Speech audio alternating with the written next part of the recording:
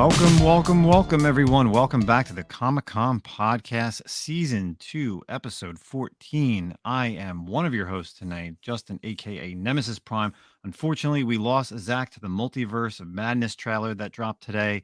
Of course, recording this on April the 6th, so tickets are on sale right now for Doctor Strange.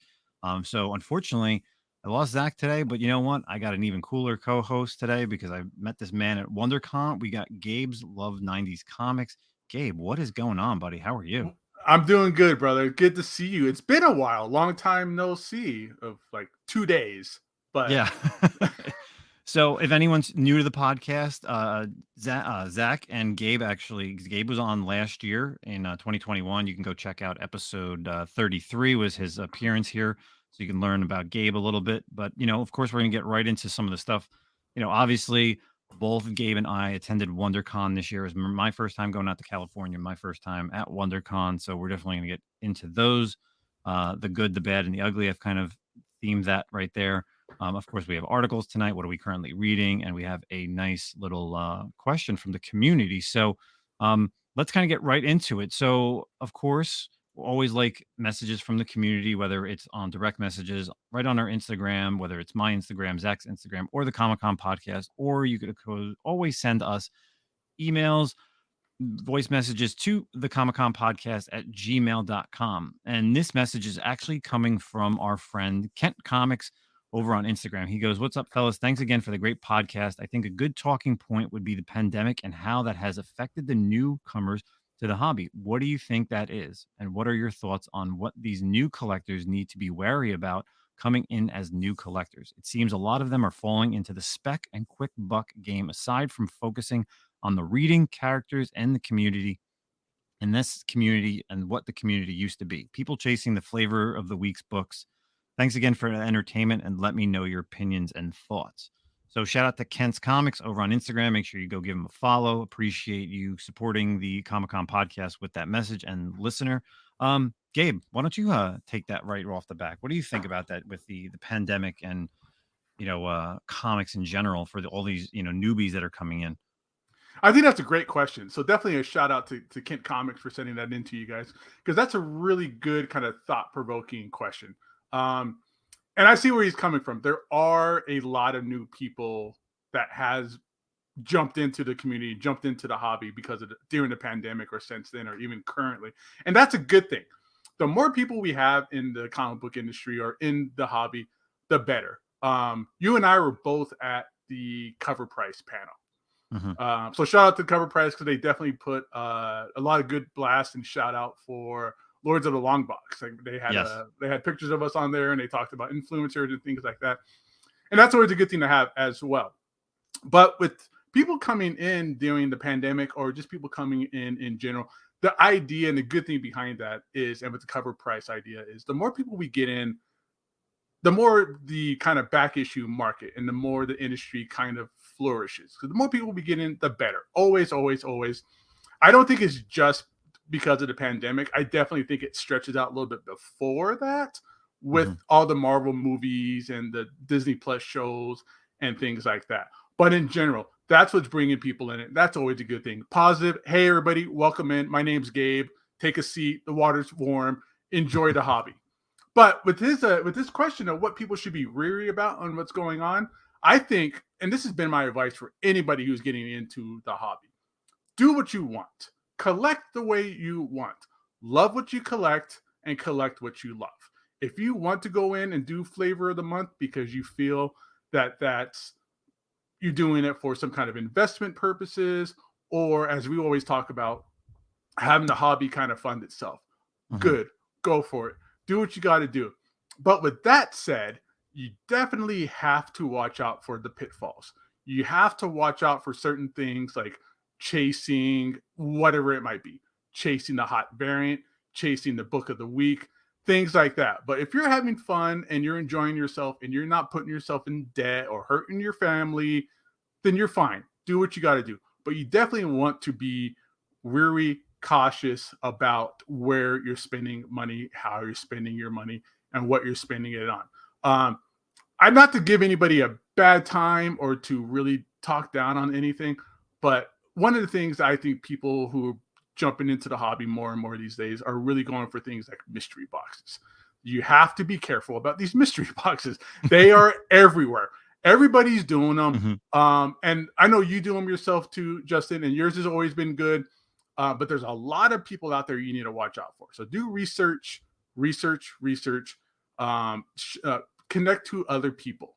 That's going to be Mhm. your best bet. Connect to people who are there for your well-being. Watch out for quote unquote influencers and YouTubers, um, and anything like that. But definitely have a focus. If you want to get into the hobby because you want to read good stories, find your favorite stories, find your favorite writers. I think most people start out with their favorite characters. So follow Batman, follow Harley Quinn, follow Yep. Silver Surfer, follow whatever. And through that, you'll end up picking up like, okay, this is my favorite artist. I really like this artist, or I really like this writer. And you start following them around and things like that. That's probably the absolute best advice. Do what you got to do, have fun, enjoy it. But once it's not enjoyable anymore, maybe you're in the wrong hobby. If you're getting too deep and you're trying to buy too much at once, then you might want to take a step back and refocus on what things are. So have a focus, have a hit list. Mhm. Most people I know, I'm sure you do, I know I do. Everybody posts like their hit list on Instagram, or maybe you have the notes app on your phone and you have things that you're looking for. So stay kind of focused. Agreed. Have an idea what you're looking for. Educate yourself one way or the other. You have to educate yourself. There's a lot of pitfalls. You might fall into spending too much money on something that's a newsstand, because you hear newsstands is all the rage, but you have to be sure about, is this newsstand even scarce or rare Yep. or hard to find? I see people who are like, oh wow, look at that newsstand version of X-Men 142. And well, that was the 70s. There was nothing but newsstand at that time, or the early 80s. So Mhm. educate yourself. Educate yourself on grading. Get a book on grading and how grading works. So the more knowledge you have, the more ammunition you got, the better off you're really going to be about the hobby and things like that. And I agree with Kent. I think reading and actually being a part of the character's focus and the character's development is great. That's probably the best you're going to get out of it. Because if you collect the books you want and that you want to read, and down the road, that book ends up being a big book, some big key issue a couple years down the road, good for you. You got it, you had it, you read it, you enjoyed it. Yep. Maybe now you could sell it and get it for something else and put that into a bigger book. But enjoy your stuff, enjoy your books. Don't overwhelm yourself. You can see back here, I got a bunch of omnibuses and hardcovers and things like that. And I used to be Of course. massive. I was one of the biggest like omnibus collectors, YouTube channels and things like that. And I see people still who will get into the hobby of collecting omnibuses, and they will just buy everything. Like it's just mass buying things, and you have no way you're going to read that kind of stuff, and it ends up becoming your collection. You end up carrying that collection around, whether it's omnibuses, hardcovers, statues, CGCs, one way or the other. You're carrying that around. It's taking up space in your life. If you've ever moved and had to move massive collections, I've done that a few times, and there's a few times where I'm just like, I just want to just leave this stuff here. I don't Oh, care. I I don't want to agree. move this anymore. It's the worst. Yeah, I've done that. I've done the moving with the comic books. I've done statues, everything involved, art, Mm-hmm. frame stuff, everything. But for me, especially for Ken's question, it's a great question. And like you said, you brought up the cover price panel, and they brought up the best topic. And of course, shout out to those guys, Matt and John. It was a great panel. It was actually my first panel ever for all the different cons that I've been to. So, but they actually had categories. They had reader, collector, speculator, and flipper, Mm-hmm. and they explained how each of them kind of coexist within everyone. Right. Some people are just the reader, then some people become the collector, then they become the speculator, and then they become the flipper, or they may not hit all 4 points. And I think, especially with Kent's question, you want to be a reader. Especially nowadays, I think, like you said, getting into the right character is, your best bet. Whether it's something that's currently on Disney Plus, something that's coming down the pike as a movie, start with that stuff. Start with the current stuff.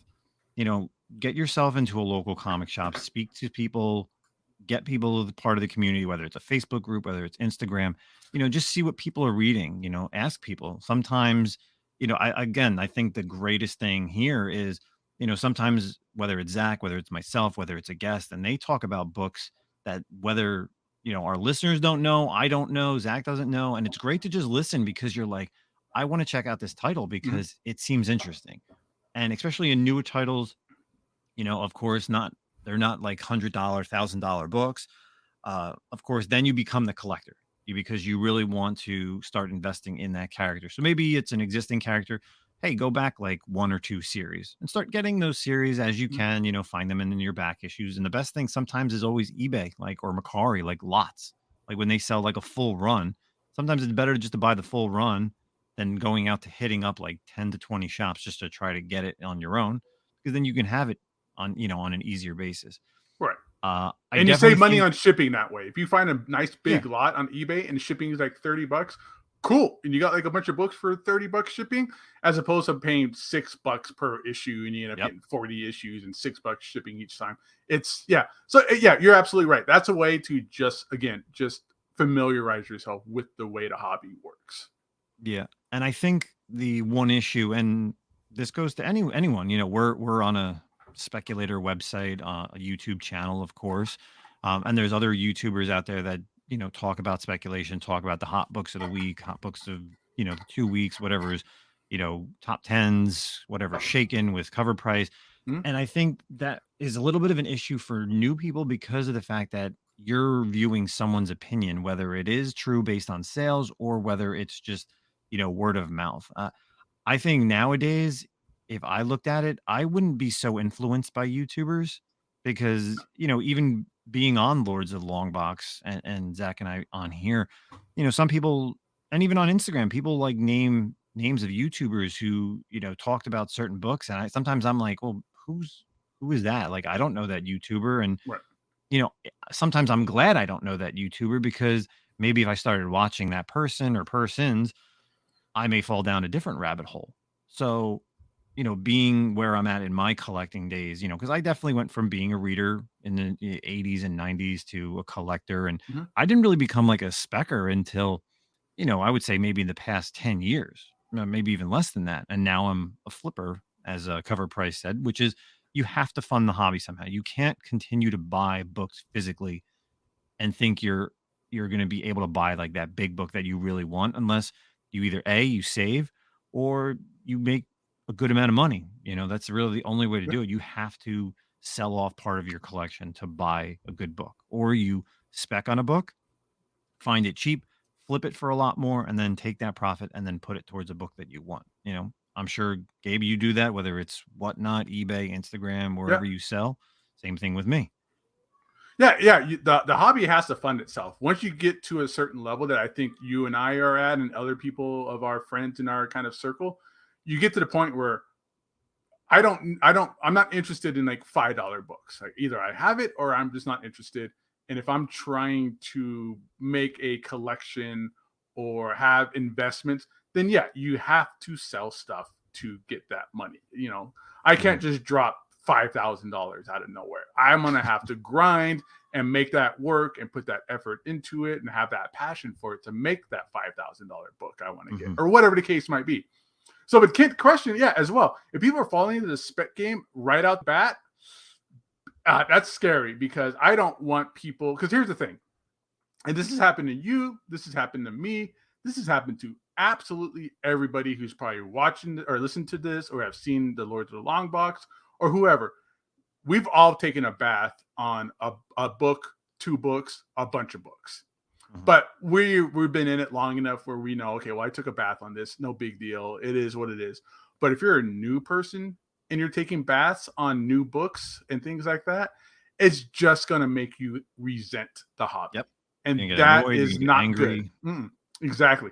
That is not healthy for you. That's not healthy for the industry, for the community, anything like that. So you have to be educated. You have to have an idea what you're looking for. And again, collect what you love and love what you collect. So if you do take a bath, you're like, fine, whatever. I took a bath on the first appearance of Mr. Fix-It, whatever. I just really wanted that book. I like that book. I got the first appearance of Mr. Fix-It to my collection, and I'm good.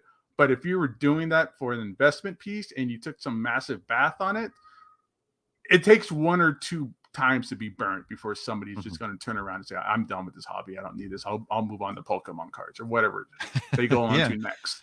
Hey, we all collect what we love. You know, I've been a Transformers fan since I was 4 or 5 years old, you know, and let's be honest, there's only maybe under a handful of Transformers comics that are worth anything, you know, Right. for the most part.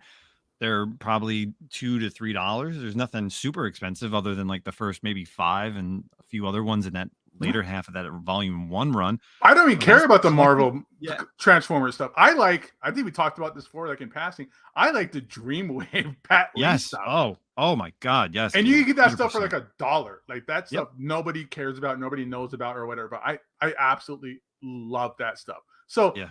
it's really about what kind of value are you looking for? Are you looking for just strictly monetary value? Then you're going to fall into some pitfalls and you're going to, have to learn the hard way and, maybe roll with a couple of punches. But if you're in it for the value of, I'm going to read this and I'm going to have this, I'm going to enjoy this story, you're going to get more out of it than just monetary value, probably. Mm-hmm. Definitely. So, Kent, we really appreciate that question. And of course, anybody who is listening to the podcast, if you're new to listening to the podcast, because we did give out some stickers and buttons over at WonderCon, check out some of our older episodes. You can, of course, follow us on Instagram, send us some messages, and or email us at thecomiccon@gmail.com. Let's kind of get into some of our articles before we get into WonderCon 2022. So, our comic book section, and this is a really cool article that just dropped today over at cbr.com, posting on April the 6th. WebToons and DC announced new titles starring Vixen, Red Hood, Zatanna, Constantine, and more. So, WebToons and DC announces a new slate of digital comics featuring Red Hood, Constantine, and more that will release on WebToons in the coming months. And obviously, we're just talking about physical copies. There's another way to get into the hobby is digital comics. So, webtoons.com is an online source similar to Comixology where you can read ongoing titles. For the most part, there are a lot of original things. A lot of it is geared towards anime and manga type storylines. I would say even artistry as well. But with this current new article, which is really awesome, you're going to get all these DC characters, but almost the first title showing off the Vixen one. You go check it out at cbr.com. It looks very anime and manga ish. Of course, we all know Vixen showed up in Legends of Tomorrow. And there's the other titles, like I said, with the Red Hoods coming, which I think is really awesome. But I really am liking this because Webtoons did this back in 2019. They had or 2021, they actually did the Batman Wayne Family's Adventures, which was an ongoing series that basically followed Bruce Wayne, not only as the Dark Knight himself, but also he was a father to a group of adopted and fostered biological children, which is something that's obviously out of continuity, but it's a good thing to see and read because sometimes it maybe is interesting to you. Like for me, I'm definitely all about this Red Hood and the Outlaws because it's that second volume with Red Hood, Artemis, and Bizarro. And I just want to really see the art. And I think for me, I don't really buy a lot of stuff digitally, but I think Webtoons could be a nice way for me to just, hey, obviously I'm not going to pick these up physically, but I still like to read. So, hey, Webtoons is the way to be. Gabe, what do you think about this one? No, I like this stuff. I like Webtoons. I've had Fabian Nicieza on one of my YouTube channels before, and I've interviewed him, and he's had, like you said, it's a lot of original content on Webtoons. Mm-hmm. There's some cool stuff on there, and it's cool to see that they have these new DC these new DC kind of stories going on here. Vixen, Red Hood, the art's really cool. This seems, without really seeing too much other than what's in this article, very almost like YA-ish, like that Raven story they did, or the Catwoman stories they did. It seems very YA, very young reader, young adult, very cool. And this is obviously, and this isn't a bad thing, this is obviously geared to the new generation of people coming into comics in general. It has that anime feel, it has that art style, it has that kind of fun diversity involved in it. So it kind of checks off all of those boxes. And it's really geared towards that, it looks like. And I'm fine with that. I love YA style books. One of my favorite DC books is Gotham Academy. And it looks like it has that kind of feel. It has that kind of digital art and digital coloring involved.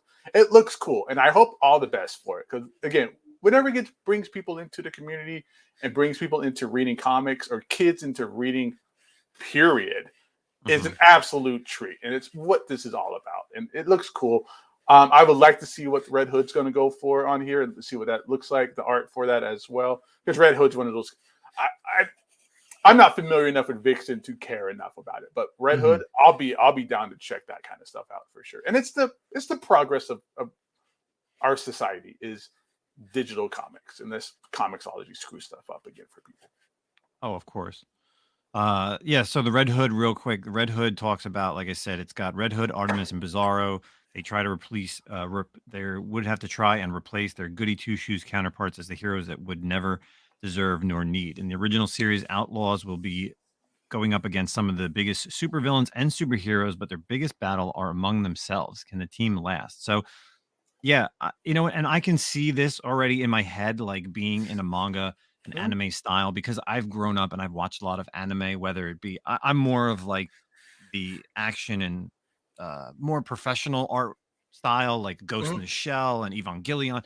But you know what? Sometimes those like different animes that have kind of like that cartoony is something that could be brought for the DC side. And I think, again, like you said, this is a perfect opportunity for new people that are coming in who don't read DC stuff, but maybe they just read manga and anime. So, hey, you know what? This is an introduction for them to DC, and then be like, hey, I like this character. Now I can go find out like where else this character has appeared, whether it's on a team, whether it's a solo series, a little bit of everything. Yeah. And this is obviously an idea to catch that group of people coming in, because manga and anime is all the rage for the younger generation coming into stuff right now. I have friends who are teachers, and you and I we're around the same age, but I remember the book fairs when I was a kid. But now the book fairs that go to these schools, it's all manga. It's all My Hero Academia. Yep. It's all Naruto. It's all that. And I even know comic book shops that the manga section is getting bigger and bigger and bigger and bigger, because that's what people are into these days. I've been reading a little bit more manga lately these days. My friends from Omni Bros Live introduced me to some manga, and I'm in. It's great stuff. So this definitely falls into that line of thing. It reminds me, I love Young Justice. I love Young Justice. I need to catch up on the new series and stuff like that. But this webtoon stuff and this Vixen story from the art in this article, it has that kind of feel of Young Justice in the DC universe. So I'm in for it. I'm gonna check it out for sure. Cool. Yeah, they've definitely done, especially like even on like the Star Wars side. Obviously, like I love Star Wars. In the past they've done like anime style little digests for the Star Wars stuff, whether it's the movies, roughly based on that. And most recently they did like the Star Wars Rebels, and then they even had that one High Republic volume, which the volume 1 is out, volume 2 is out digitally, and then volume 2 will come out physically, I think, in like a month or so. But again, it keeps that flow of, let's try everything, because I'm going to, I obviously picked up the Rebels one. I have the High Republic Adventures one with the new characters. So it's a little bit of everything, because sometimes you don't get to see that side of it. Also falls into that idea of, if you like these characters, like if you say somebody falls in love with Vixen or somebody falls in love with Red Hood, then you're going to go out and hunt down some more Red Hood stuff. So maybe somebody's going to find that Judd Winnick story, or they're going to look at the animated series of that Red Hood, Under the Red Hood storyline. So things like that. So this is a good kind of like first taste, and that's the right idea for things. They even did like that Deadpool manga recently, which is like one of the biggest selling things going on right now. Really, I don't know about that. Yeah, they did a Deadpool manga. It's a manga. It's read right to left and all that kind of stuff, or left to left. Yeah, left to right or right to left. Yeah. Same idea. It's backwards, quote unquote backwards, and how Western style is. But there's even Marvel is putting out DC mangas, and that might just be the right track. I mean, we could talk all day. I could talk all day about why I think manga is going to be the superior format for things these days. But yeah, so it definitely falls into that scheme of things, 100%. Yeah, like you said, even at comic shops, like my local comic shop has been around for just over 30 years. He's probably in the past year and a half, he's now has like a section for manga, because people were asking about it. And for the most, for years, he was always like, no, nobody really asks. And then his regulars started asking. So they started, he started getting that stuff. Like you said, like Hero Academia, Bleach, the Pokemon stuff, whatever it is. And, so he's got a nice little section, and then it's growing, and it pushes out things that aren't selling. So, hey, you might as well be with the in crowd, right? So for those of you who don't know, I opened Torpedo Comics here in Vegas. I was one of the managers. I worked at Torpedo Comics for years. I started their live sales. I've gone all over the country doing conventions, buying collections, things like that. And I also introduced some manga into the store. And yes, that is exactly what's happening. Manga sections are getting bigger. It's evolve or die. And regular, and you could ask your comic shop, anybody listening can ask their comic shop. Regular comic books do not support the stores. That might be enough to kind of make your nut and cover your overhead. But most stores are going to have some kind of supplemental item that's going to be the gravy, that's going to be the profit. And whether that be gaming, Pokemon cards, manga, back issues, CGC books, things like that. And manga it's going to be it. If my local Barnes and Noble, their graphic novel comic book section is like, I don't know, like 2 or 3 shelves back to back. It's pathetic. But the manga section is like an entirely different world. It is just loaded up, and that's where you see all the, I don't want to call them kids, but you know, teenagers, young adults sitting there flipping through mangas, looking for new stuff and things like that. And the comic book section, the graphic novel section is just gathering dust and cobwebs and things of that sort. So there is a change in the progress of our generation, and it's manga. So it's definitely that. And I'll be talking more about manga later when we talk about what we're reading. But 100%, dude, that's the idea. That's what it looks like on here. And this is the kind of stuff that's just going to help grow the industry and introduce more people into it. So moving out of the comic book section and over into the movie world, Gabe had a nice little article regarding our main man Flash. So why don't you take over for this one, Gabe? Yeah, so kind of circling back to what you guys were talking about on, I think it was last week's show with Zack. Ezra Miller is at it again. So you guys talked about it last week where Ezra Miller got into some really odd domestic confrontation with, I guess, his roommates or people he's staying with in Hawaii. Yeah, so, that was the last. There was one incident, then there was the second incident. We talked about both of those on last week's episode, and now we have another incident. Yeah. So this comes from Gizmondo, and the Gizmondo article on here is Ezra Miller's projects at Warner Brothers are being put on pause after this arrest.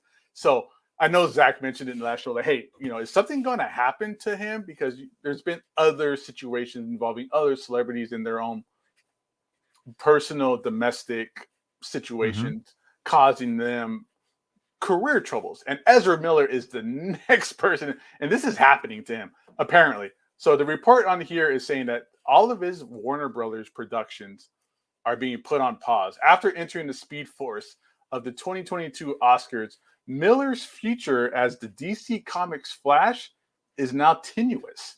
Right? DC and Warner Brothers executives held and this is the article, an emergency impromptu meeting to discuss Ezra Miller's future with the studios.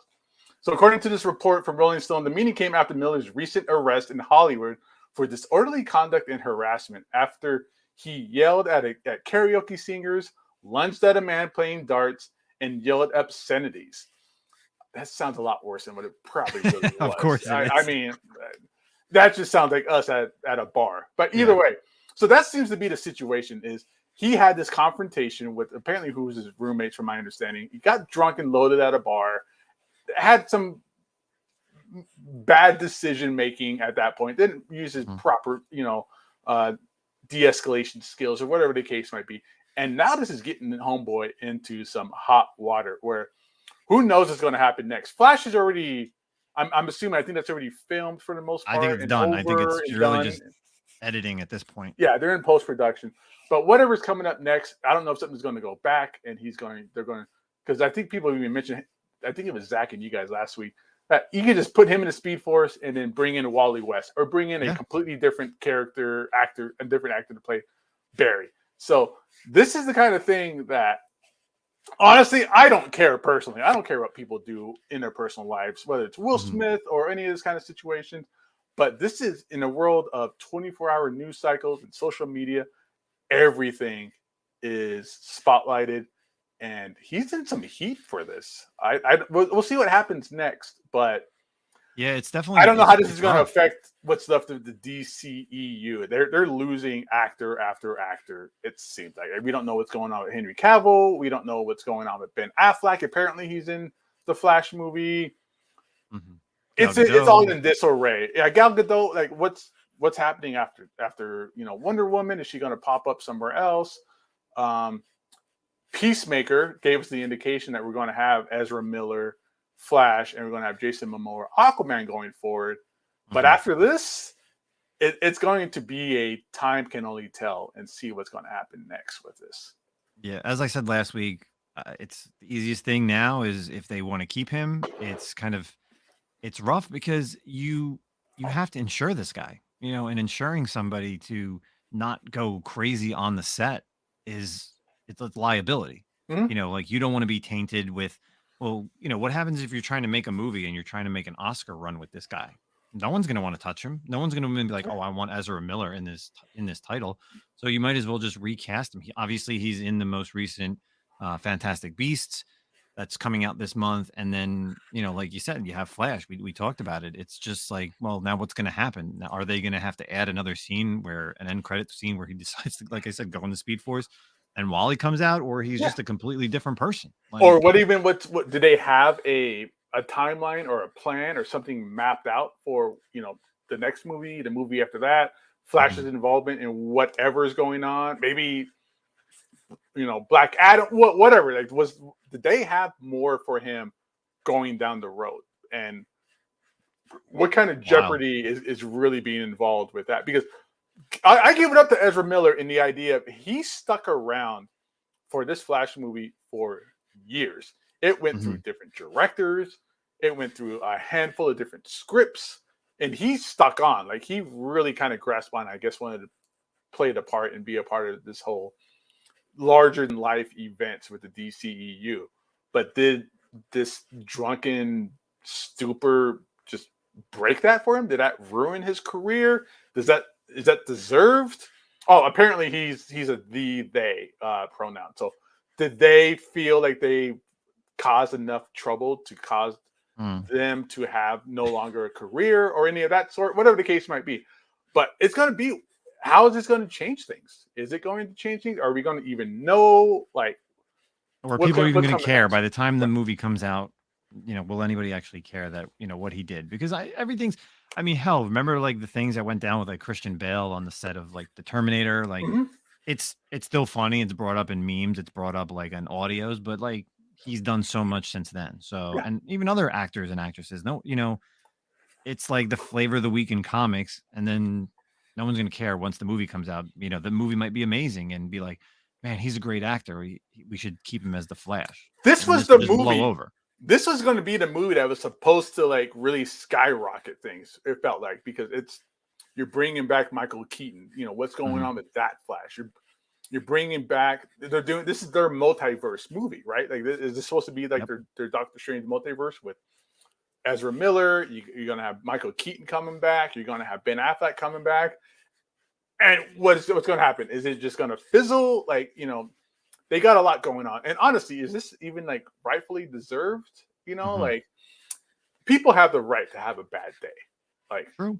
if anybody in a relationship, you and I are married, I have a bad day and I got to apologize to my wife, or my wife has a Mhm. bad day and we got to have a discussion about it. And it just happens. We all deserve a bad Yep. day, whether it's just like, hey, job, I feel like garbage. I just need a personal day. But does Yeah. that mean I should lose my job out of it? Like, Oh, so there might be more to it than what we're thinking of. But again, yeah. yes, like you said, these people are insured. These movies are insured.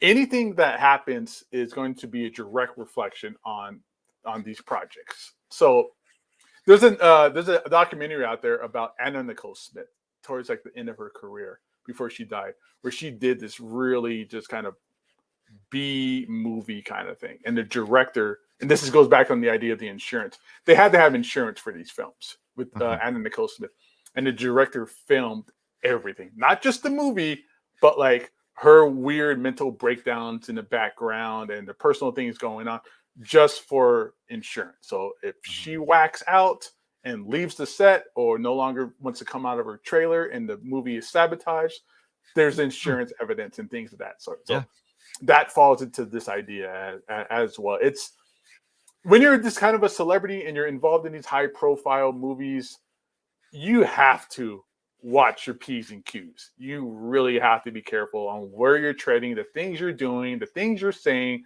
your actions, and that all comes with that big paycheck, you know. But we'll just have to see what happens with this. I hope it's really. I want DC movies to be successful. Okay, you want everything to be whatever it is, whether it's indie, Marvel, DC, whoever. Like I don't go into these movies going, I can't wait for this to be garbage. Oh man, I hope DC dies. You know, because if you have great Marvel movies and great DC movies, and you have great Marvel comics and great DC comics, it's better for everybody, right? Yeah. But when one falls, that's going to topple the industry, I think. So I want them both to be successful as much as possible, comics and 100%. movies and streaming and things of that sort as well. So I hope this doesn't sabotage any kind of plans down the road or anything like that. No, definitely not. All right, well, let's move on to, of course, WonderCon 2022. If you don't know, WonderCon is out in Anaheim, California. It's back for the first time in 2 years. Again, I was lucky enough to go ahead and get myself over there this year. Of course, ran into a ton of people in the YouTube, Instagram, vendors, a lot of people out there. Of course, I met my man Gabe over here for the first time. Talk to him a little bit here and there on Instagram. And of course, anytime if I'm been on a Shakers show with him on Thursday nights in the Lords, but finally got to meet him in person. We're gonna go over the good, the bad, and the ugly. So we'll just Zach, Gabe and I will just kind of go back and forth.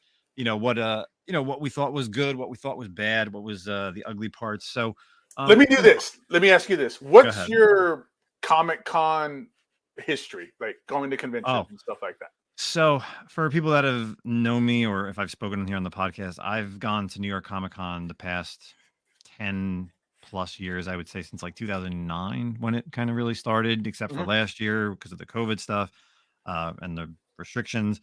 I've been to C2E2. I've been to Baltimore Con a ton of times, Terrificon.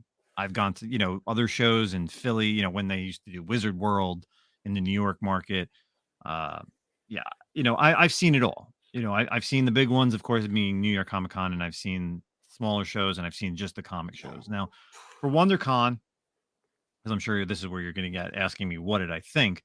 I think WonderCon was definitely an interesting show. I think it's a comic book related show. It doesn't bring all the big vendors, like it doesn't bring Marvel and DC. It doesn't bring the movies like Legendary Pictures or Sony Pictures there, like New York Comic Con or even San Diego probably does. And I like that about WonderCon. Is this the furthest you traveled for a convention?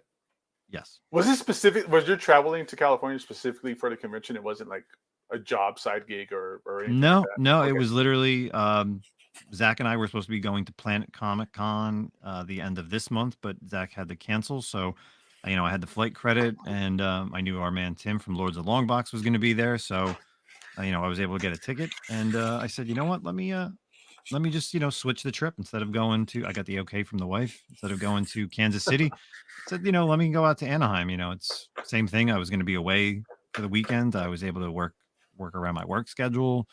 And like I said, I've never been there. So it was perfect.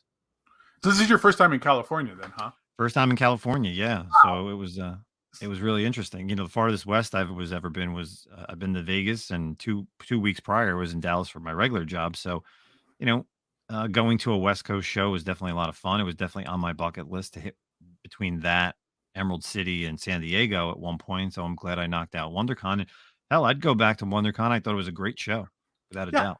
So for those of you listening who don't know, WonderCon is right in Anaheim. It is literally across the street from Disneyland. Mm-hmm. Like you could walk when you walk outside the convention, you could see the back lot. Like you see like some rides. You could see the behind the stages and things like that of Disneyland. You could pick up a brick and throw it and probably hit Mickey Mouse in the face. Like it's great. You're literally at Disneyland. You're just across the street from it. So you get that experience at Disneyland a little bit with it. WonderCon. So for me, because I asked you, My comic book convention history goes way back. I've been going to small little shop or little conventions. There's one in Anna or in LA. That's the sci-fi convention that's held at the Shrine Auditorium, which is the auditorium in the building where they used to have the Oscars. And I used to go to those conventions when I was a kid. I've been going to San Diego Comic-Con since 2001. I don't think I've missed maybe 2 years because I had kids and things of that sort. And like I mentioned before, with me working with Torpedo, I traveled the country going to conventions. I've gone to MegaCon, I've gone to C2E2 in Chicago, San Diego, WonderCon. I've gone to like Salt Lake City cons. I've been going to cons all over the country. WonderCon is my favorite convention to go to because of some of the things that you mentioned, where it doesn't have a bunch of movie productions there. They don't have these giant booths of movies and celebrities and TV shows. It's disappointing that Marvel isn't there. It's really disappointing that DC isn't there because it's literally the backyard of DC, because DC is in Burbank, which is like right down the street from Anaheim.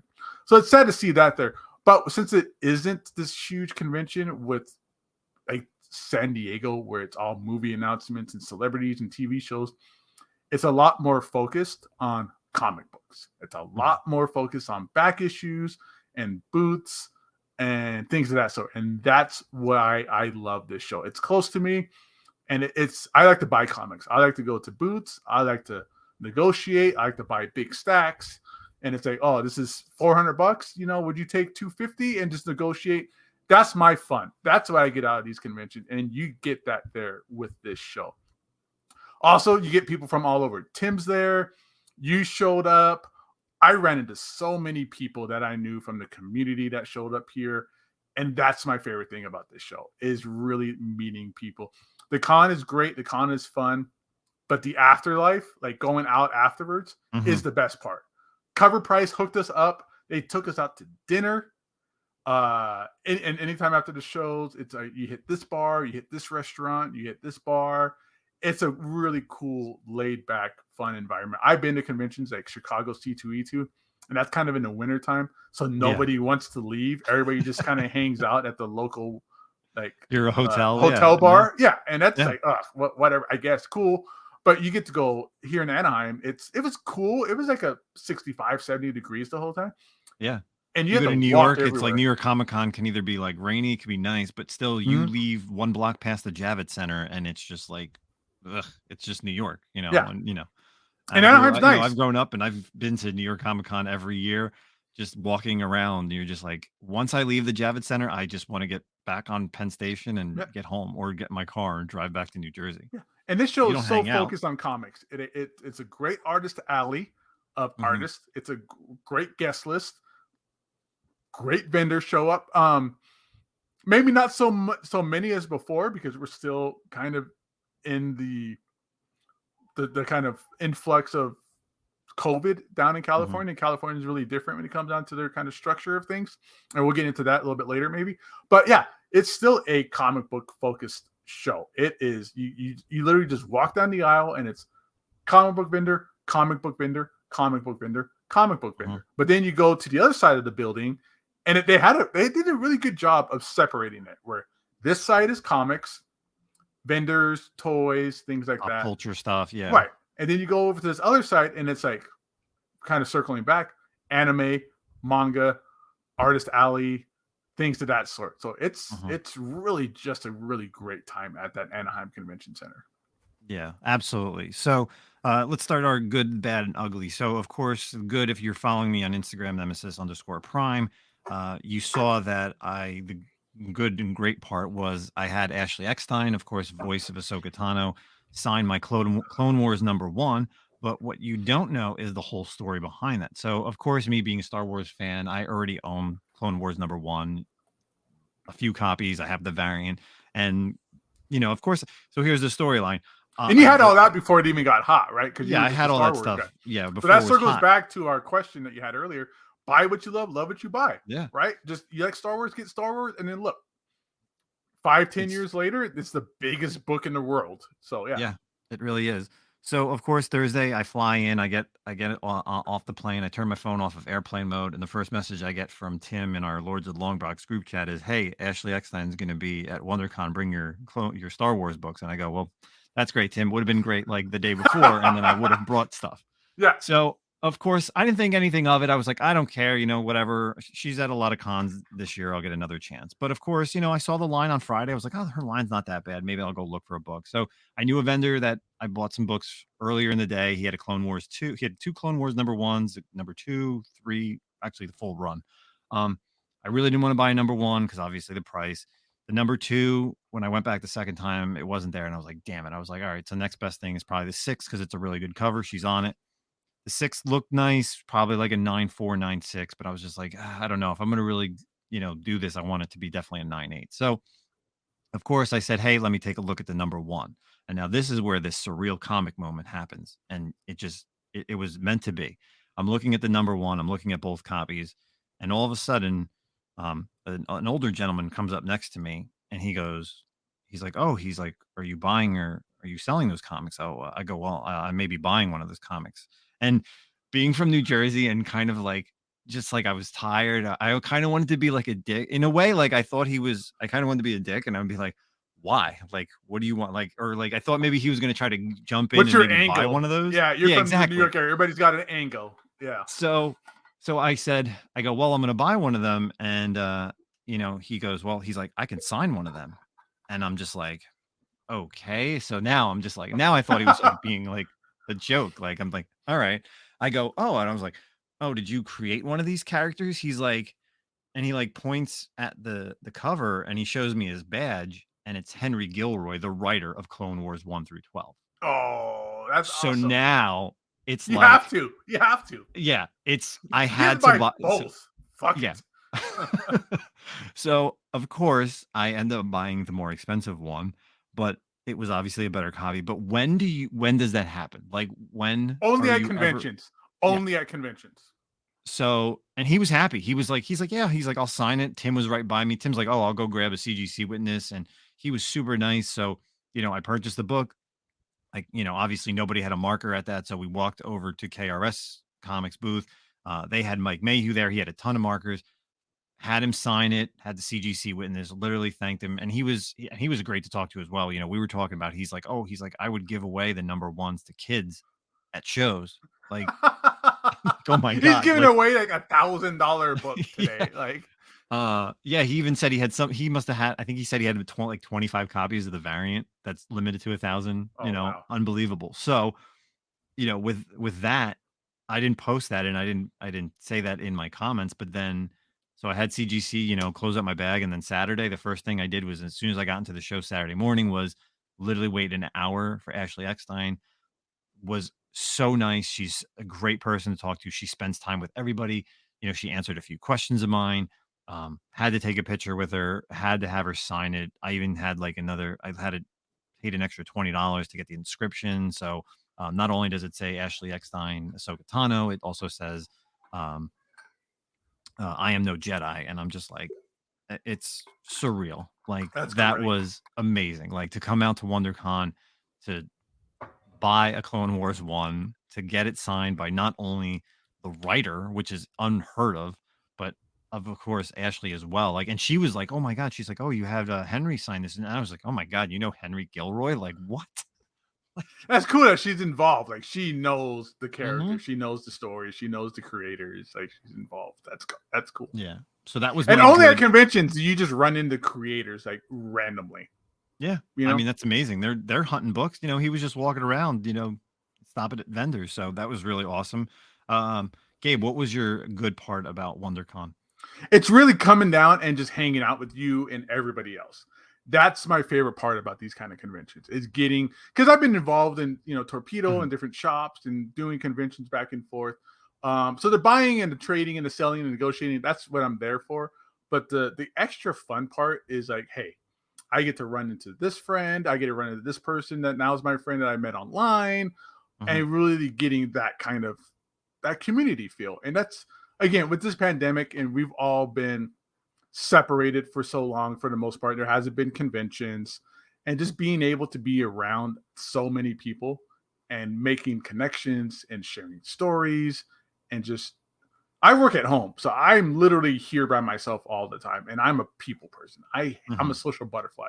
I hate being alone. I hate not being around people and getting to be in a convention and just hey, I'm gonna go to the cover price panel. Oh hey, great. Well, here's Tim.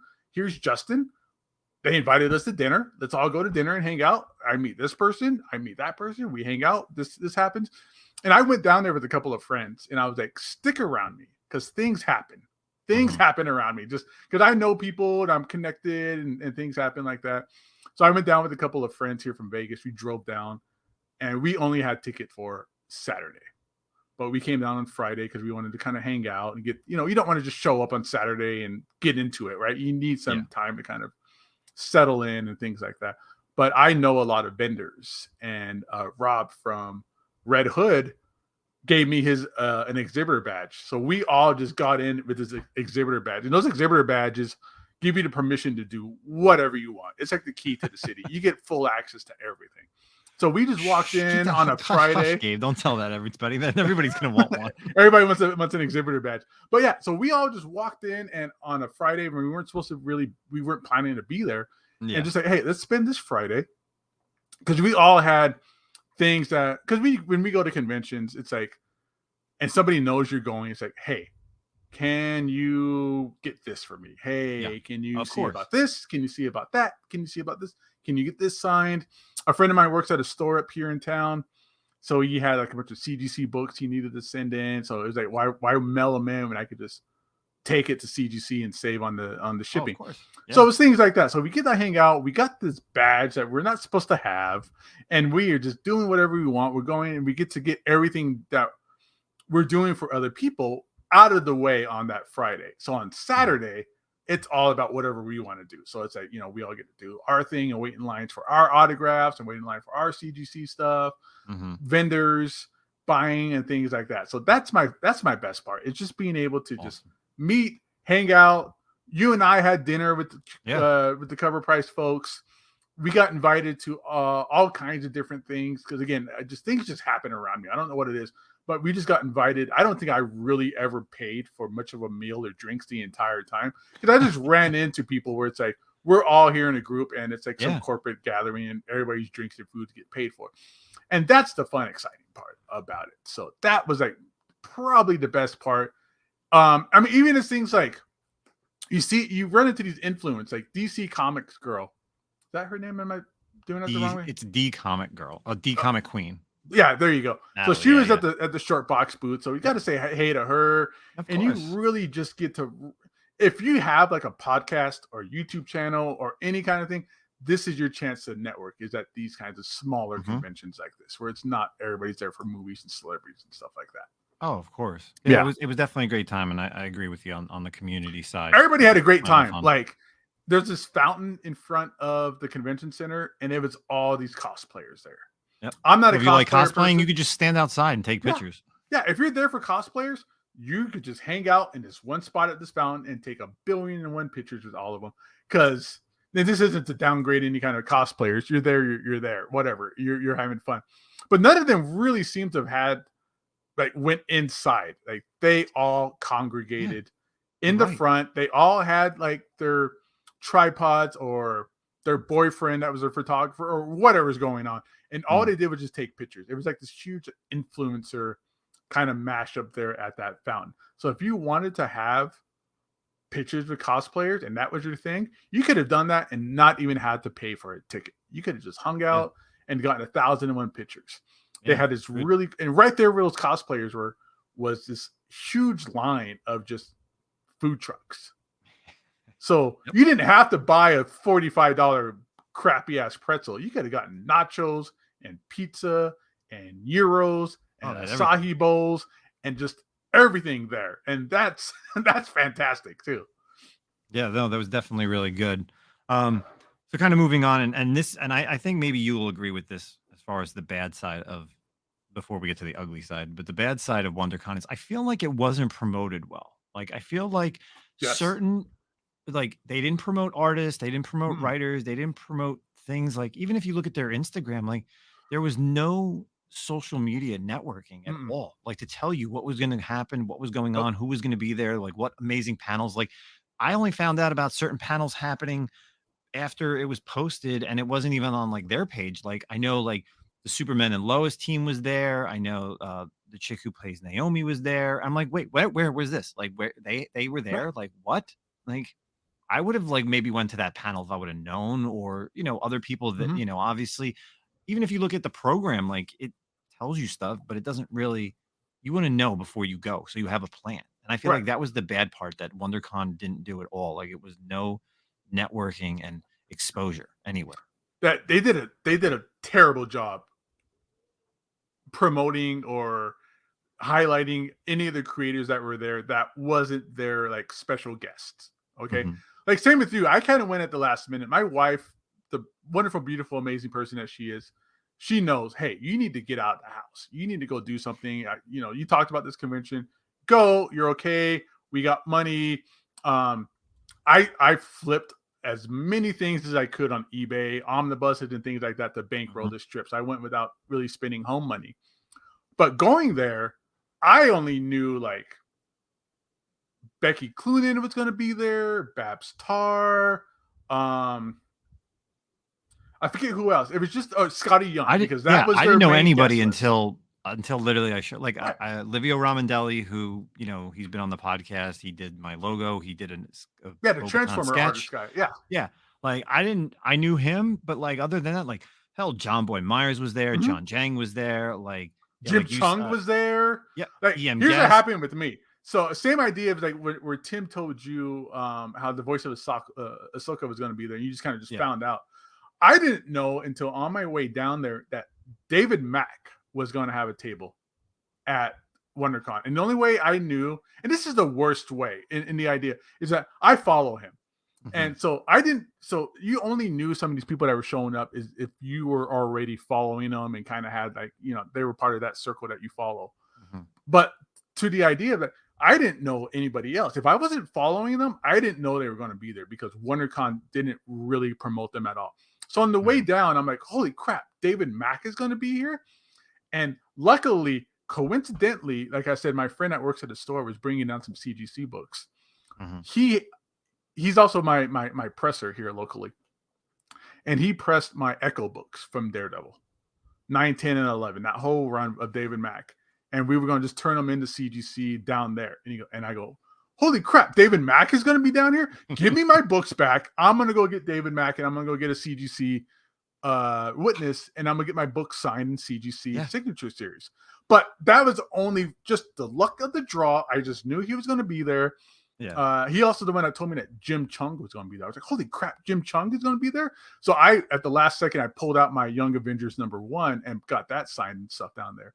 And just down there, you just found out like Ron Lim is down here. Like nobody knew Ron Lim was going to be down there. Nobody knew any of these big creators, any of these people, or they're big creators, Writers, your favorite artists. creators, or anything else, unless you were following them on Instagram and they were the kind of people that promoted themselves, you were completely unaware. I just kept running into. I didn't know you were going to be here. Like I didn't know you were going to be here. Like other creators that I ran into and who I knew and that I was I'm friendly with. I didn't know you were going to be down here, and that was the worst part because I would have brought down more stuff to get signed, more things to see. I would have gone to Ron Lynn's table and got a sketch, but I didn't know until the last minute. I was like, crap, I can't do that. I didn't know Jim Chung was going to be there, or else I would have bought more sketches or more prints from him or any of these other people. If I knew David Mack was there, I'm in the same boat as you. I would have brought my Daredevil 9, 10, and 11. I have a bunch of copies that I'm just sitting on that I just don't feel like sending in the CGC at this moment because there's no point. But hell, I would have just threw them in my clamshell case and brought them with me, and that would have been some more stuff to submit to CGC. How do you not promote the guy that's like one of the biggest known new characters right now, Echo? That he's not going to be at your show. Like, how is it that you're promoting? Nothing against Becky Cloonan. I went to Becky Cloonan and she signed my Gotham Academy #1 and signed all of my trades. I love Becky Cloonan. I love Gotham Academy. I love Babs Tarr. Great. I was down there for that anyways. But how do you not tell me that David Mack is going to be down there? I love or even David Jim Mack. Chung. Again, he created all the characters that have been showing up in Disney Plus. Like Young Justice, or Young Avengers, everything Young Avengers, like Speed and all of that. That's all going to be him pretty soon. Kate Bishop, like all but nothing. Unless you went through, I did it today. I was like, am I just dumb? Like, did they not promote it? So I went to their website and I looked through their artist alley list, and they're all listed. But then you gotta filter through like 300 names to find. But go to if you look at their Instagram, like if you at least go to like Terrificon, New York Comic Con, they always post, "Hey, we're having this artist," or "Hey, we're having this writer." WonderCon's Instagram has nothing, like legit nothing.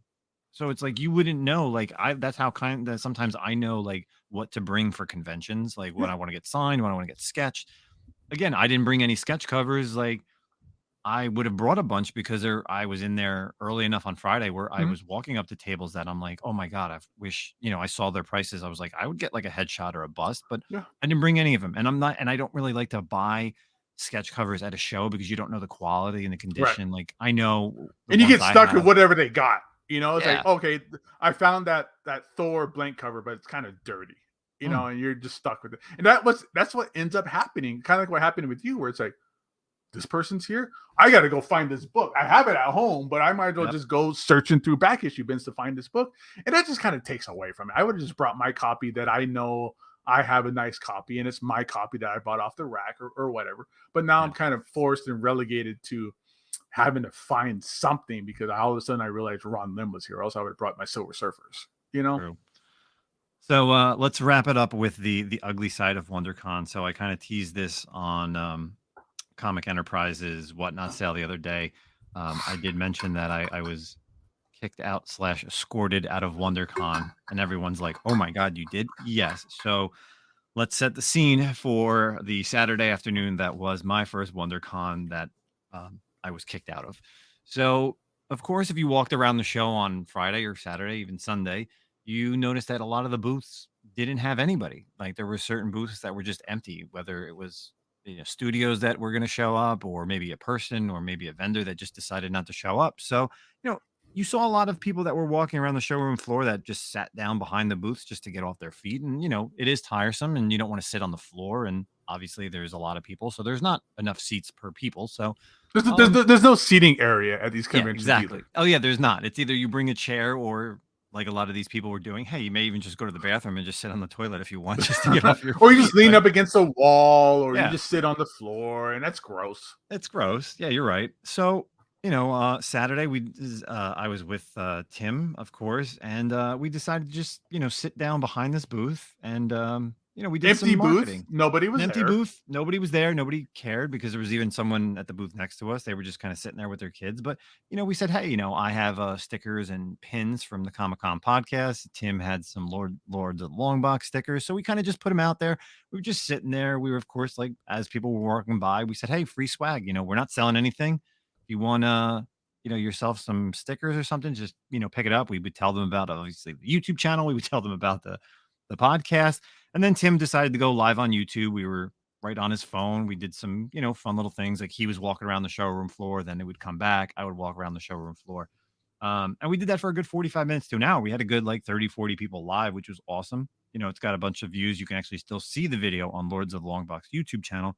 But then the final probably 45 minutes into it, I come walking around the booth by CGC, which CGC was there as well. And all of a sudden, Tim's no longer at the booth, and there's about 4 or 5 people in security of WonderCon that are over by this booth. And basically, I go and I'm like, oh God, I was like, Tim, do you have my book bag? He's like, no. He's like, I didn't know, I didn't see it. And I was like, oh God. So I obviously had to walk over to this booth with all these people there, and I'm wearing my Comic-Con podcast shirt. I pick up my book bag. Of course, there's the pins and everything that says the Comic-Con podcast. And I just gradually walk away. I just said, hi, I'm just here to get my bag. I picked it up. I kind of walked away. And then all of a sudden we're kind of standing together at the booth next to us. And they come up to us and they say, yo, can we see your badge? And I say, yeah, of course. Here's my badge. And let me tell you, security just jumped on me like they were just looking for reasons. They're like, this badge isn't real. They're like, why does it say March 4th and all this other stuff? And I'm like, sir, I went to registration on Thursday when registration was opened, showed them I even showed the security and everyone my email, like from Comic-Con, everything. Mm-hmm. They're like, well, but why does it say March 4th? And, all this stuff is happening. And I didn't know, and I really wasn't paying attention. But March 4th, it said March 4th because the show was sponsored by The Boys on Amazon Prime, the new diabolical animation, which came out on March 4th. That's why the badge says March 4th. But so, you know, at that point we're like, okay. And even when I walked by the booth, there was a guy that said, hey, if you want the booth because no one's here, it's $500. You just have to sign something saying that you're not selling anything. If you are selling something, you know, you'd have to do something else. And I was like, okay, you know, in my head, Tim was like, no. In my head, I was like, oh, you know, we'll think about it. And we just kind of walked away. Then all of a sudden, they were just looking for reasons to like throw us out, basically. So Weird. yeah, it got kind of, you know, in a way like heated, but at the same time, we were like, okay, we're leaving anyway. Like it was kind of the end of the day for the show. But, you know, obviously I wanted to go back the next day. But yeah, they were just like, hey, we have pictures of you, you know, changing the sign and this and that. And I'm like, okay, well, we didn't really do that, but okay. Um, but yeah, so we basically were escorted out of the Anaheim Convention Center and they took our badges on a I wonder Sunday. where that just came from. Like, why is it all of a sudden that you guys had some kind of spotlight and target of like these guys are sitting here handing out stickers? That's weird. Yeah, I don't know. Like there was 3 empty tables around that area, 3 empty booths. Yeah, that whole like block of booths was empty besides KRS across the way.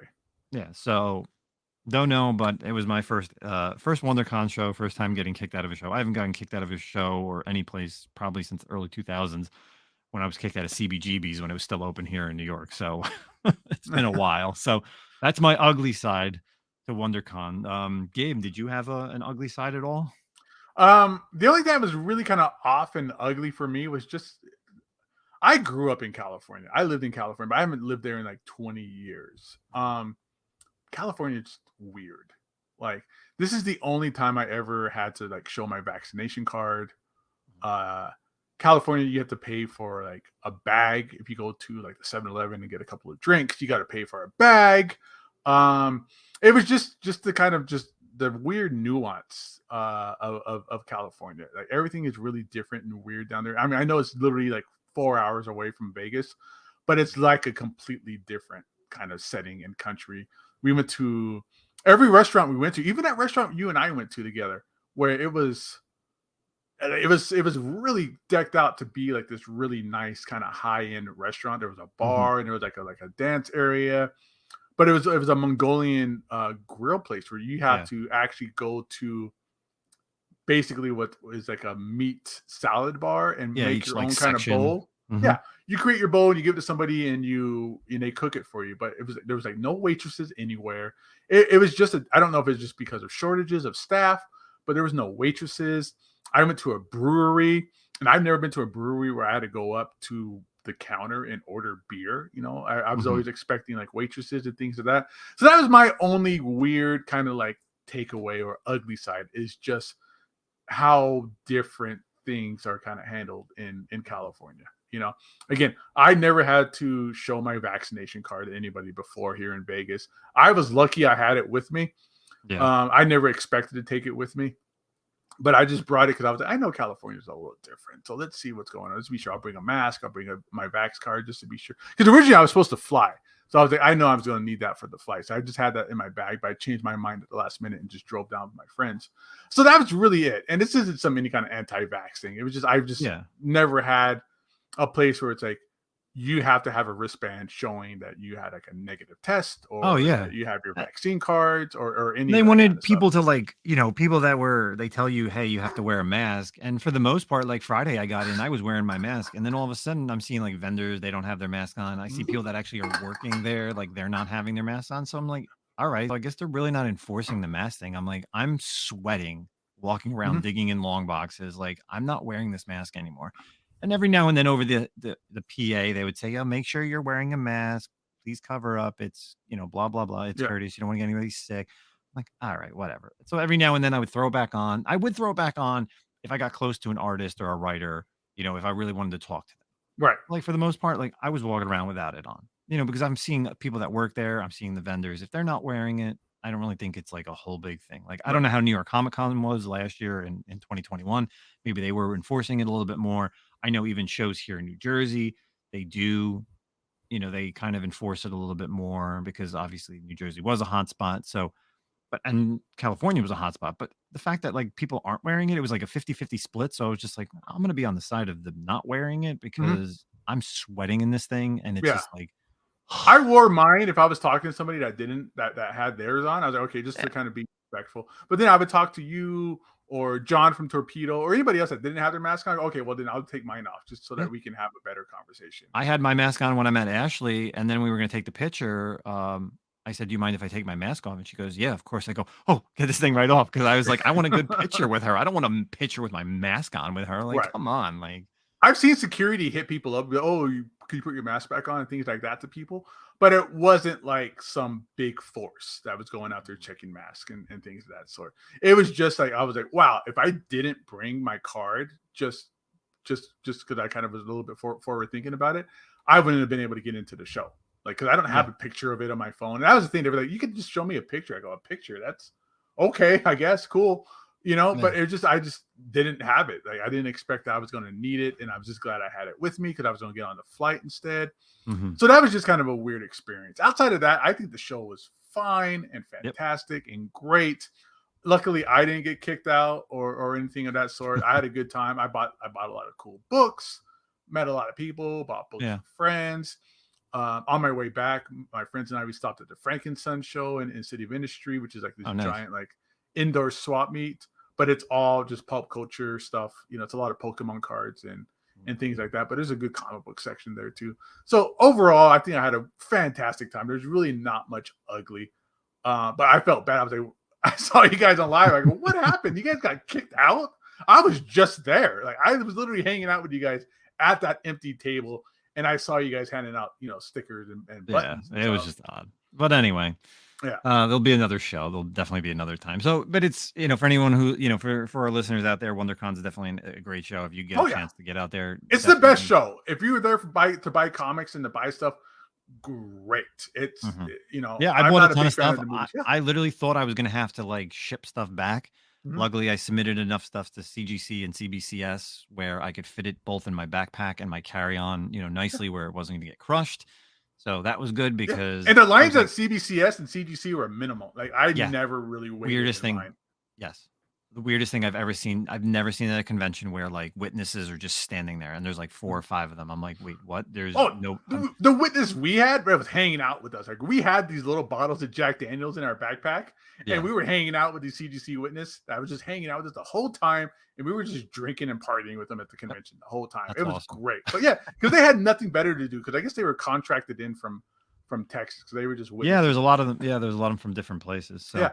And then just at the booth, it was like you just walk up and you're like, all right, well, you know, here, I'll fill out my form and cool. I just sent off all these David Mack signed books that I coincidentally, luckily had it with me because WonderCon didn't advertise any other people being there. What a bunch of jerks. It was bad. Yeah.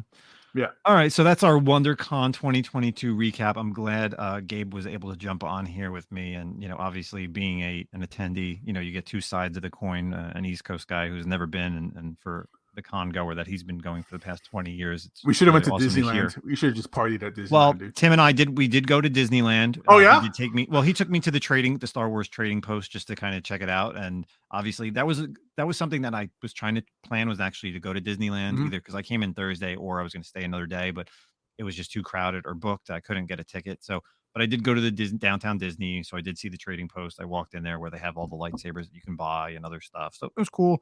But other than that, it is what it is. There's always another year if I want to get out there. So, but let's kind of move on to our final topic. Of course, how we always end our podcast with what are we currently reading? So, guest Mr. Gabe, you want to go first? What are you currently reading? Yeah, so I'm actually getting into this manga series called Fist of the North Star, which it's a long time anime and a manga that's been around for a while. But recently they've re-released this series in these really nice hardcover manga books, these little hardcover like tokobans.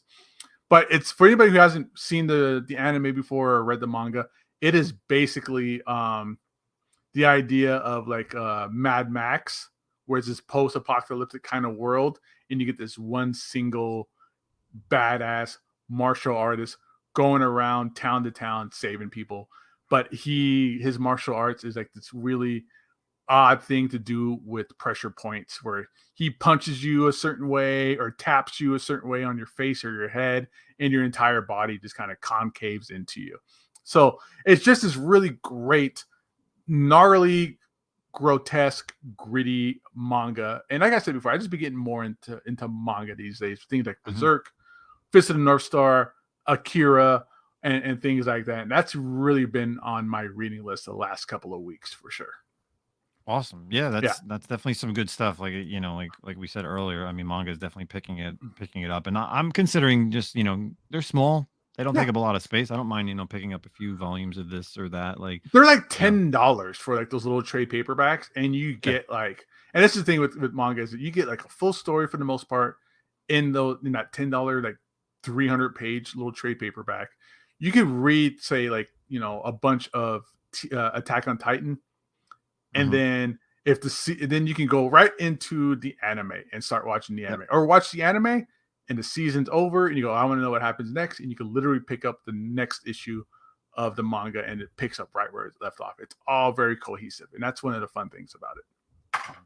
Cool. Awesome. What are you reading? What do you got going on? So for the past couple of weeks, it's actually been a lot of DC has been hitting hard, man. They've been coming out with some really good titles. So of course, last week we had the latest Batman White Knight Beyond. It's Batman Beyond. Did you get an A cover? Yes, I did. All right. I was able to get one of those. So of course, this is a continuation over the past 2 titles that they've had for the Batman White Knight series. It takes place 10 years later than the last series. So Bruce Wayne, of course, he was outed as Batman. He's in jail now. The GCPD is run, of course, by Dick Grayson and Barbara Gordon. They work for what's his name, Wayne Powers, or CEO Mr. Powers, who of course is similar to if you've watched Batman Beyond.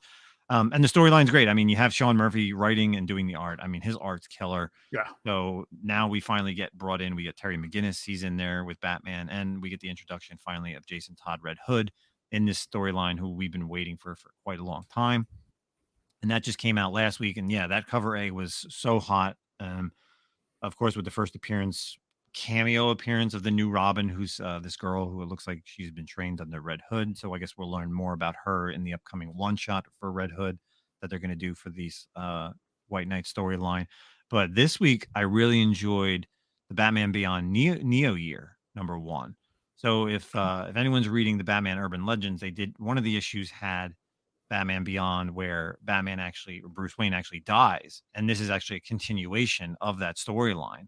So this happens with, now that Bruce Wayne's dead, Terry didn't want to be Batman anymore. He kind of had the chance to get out, but of course he turns it down and he's still Batman in this, post Bruce Wayne era of, Neo Gotham. And of course, there's some stuff that's going on with the Wayne Enterprises, which is obviously now Wayne Power Enterprises. Some new villains that get introduced in this first issue, but it's a new take on the Batman Beyond, and Terry's always been a cool character. I love Batman DC. Beyond. It's one of the best. Like, there's just been so many characters who took over as Batman. Whether it's Dick Grayson or Jim Gordon or whatever, and everybody hates it. Everybody hates it. But for some reason, Terry McGinnis seems to be the absolute next step for Batman. Everybody seems to be in agreement. Like, the only other person that could be Batman ever would be Terry McGinnis as Batman Beyond, who takes over after Batman has a heart attack, kind of thing. Yeah, so. No, it's definitely a great read, and I feel like all those series are so underappreciated for any of his series for Batman Beyond, whether it's pre-New 52, the New 52 stuff, Rebirth era, whatever it is, the animated stuff. That's like one of the few books I don't have is a Batman Beyond #1, and I feel like being a Batman fan and having first appearances of all the different Robins and stuff like that, like I really should get a Batman Beyond #1, and it should be on my list. I just got back my newsstand Batman Beyond #1 from CGC as a 9.4. I was like, damn it. Okay. It's a hot book. I was hoping for a little bit higher of a grade, but yeah. I love Batman Beyond. It's one of my favorites. Again, just the next step of Batman. Because when I was reading comics in the 90s, it was Marvel, Vertigo, and the only real like DC story I read was Batman. And of course, Batman the animated series, but Batman Beyond was just, here's this next step of this, new kid and futuristic world and all of that stuff. Batman Beyond is a legendary character, I think, that nobody really gives any spotlight on. All of his books really go under the radar. I mean, we had Dan Jurgens writing Batman Beyond for a long time. and it just went all under the radar. It's all great stuff. You can't go wrong if you find any of that Batman Beyond stuff. Batman Beyond Hush, all that stuff is great. 10,000 Clowns, all that stuff. Yeah, good stuff. So that's what we're currently reading. That is, we've definitely done a lot longer episode, probably the longest episode we've ever done with. We never have, you know, a guest, whether a writer or artist. So, but we definitely wanted to talk about WonderCon. Gabe, I really appreciate you jumping on here for season 2, episode 14 of the Comic-Con podcast. You, of course, you know, you're always welcome back to join us. Love being here. Love hanging out with Zach you, and myself. Boy, Zack. Oh yeah. Sorry, I ramble on a lot, so that's why you. Oh no, dude, you bring so much knowledge. You know, again, you know, before we get out of here, Gabe, why don't you tell everybody where they can find you on all your social medias?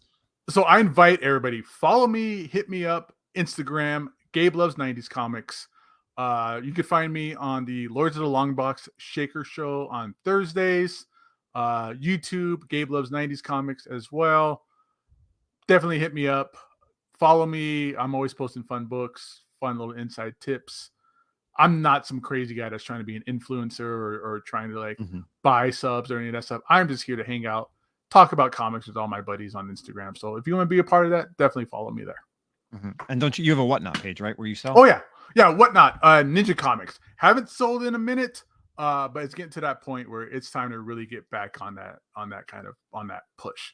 Again, It's time to start financing some bigger books. That's what I did. I did 3 shows before WonderCon. I told the wife, I was like, I'm going to WonderCon. I need money. I'm doing as many shows as possible just to get some money for this show. And I was blowing stuff out on eBay. All the omnibuses I could figure out. I totally bankrolled my WonderCon trip in like a week. I was like, sweet. I'm good. All right, everybody. Thanks so much for checking out this week. Zach will be back next week. That's it for all of us here at the podcast. We'll check you later. Peace out. Later.